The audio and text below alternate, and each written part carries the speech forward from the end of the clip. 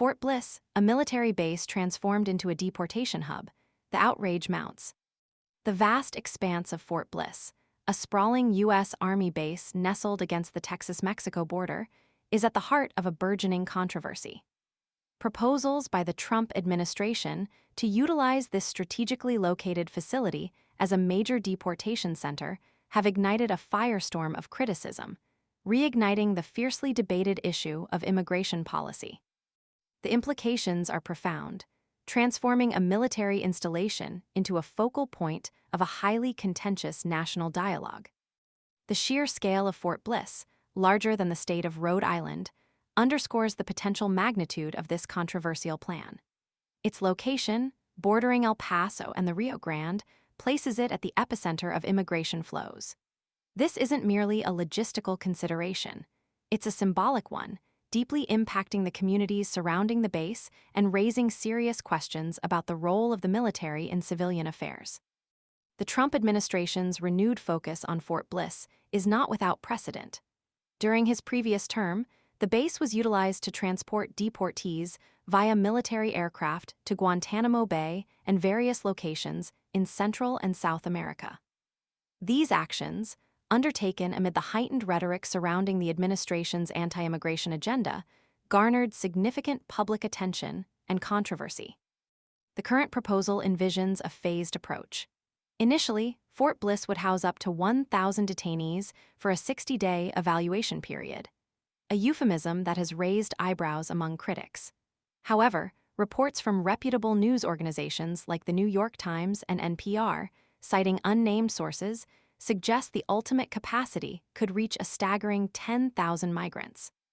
This would transform Fort Bliss into a central node in a nationwide network of military-operated deportation staging points, designed to supplement the existing, reportedly limited, capacity of immigration and customs enforcement (ICE) detention facilities. The deployment of Fort Bliss for immigration purposes is not entirely unprecedented. During the Biden administration, the base served as an emergency intake shelter for thousands of unaccompanied migrant children who had crossed the border.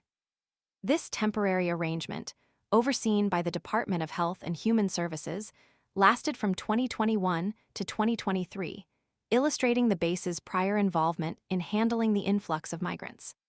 However, the proposed plan under the Trump administration marks a significant escalation. The use of military resources for mass deportation raises serious concerns about due process, human rights, and the potential for abuse. The administration's own rhetoric, with statements like Stephen Miller's declaration of achieving an unprecedented speed and pace of deportations, fuels anxieties about the potential for a swift and potentially inhumane approach. The parallels to past controversies surrounding migrant detention are unsettling. During the Trump administration's zero tolerance policy in 2018, Fort Bliss was initially considered as a site for tent encampments to house migrant children and their families. Although the administration ultimately chose a different location in Tornillo, Texas, the episode highlighted the potential for hastily implemented, poorly planned, and ultimately problematic detention facilities. The Tornillo camp, which sparked widespread protests, ultimately closed due to safety concerns. The recent deployment of military aircraft from Fort Bliss to transport detainees to Guantanamo Bay further exacerbates the concerns. The Pentagon has described these individuals as high-threat detainees, characterized as the worst of the worst. This characterization, however, has been challenged, with reports suggesting that many detainees lack criminal records. The initial focus on Venezuelans fleeing their country's economic and political crisis has expanded to include migrants from various other nations, raising questions about the criteria used for detention.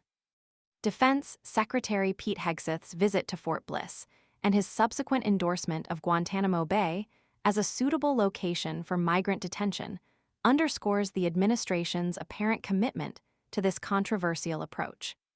His comments further fuel the debate surrounding the ethical and logistical ramifications of using military installations for immigration enforcement. The situation at Fort Bliss is far from straightforward. It encapsulates a complex interplay of national security concerns, immigration policy debates, and human rights issues. The scale of the proposed plan, the potential for human rights violations, and the involvement of the U.S. military in what many consider a civilian matter raise serious questions demanding careful consideration and thorough public scrutiny. The potential long-term consequences for the border region, the affected communities, and the nation's image on the world stage are immense, requiring a measured and responsible response from all stakeholders involved. The debate is far from over, and the eyes of the nation, and indeed the world, are on Fort Bliss.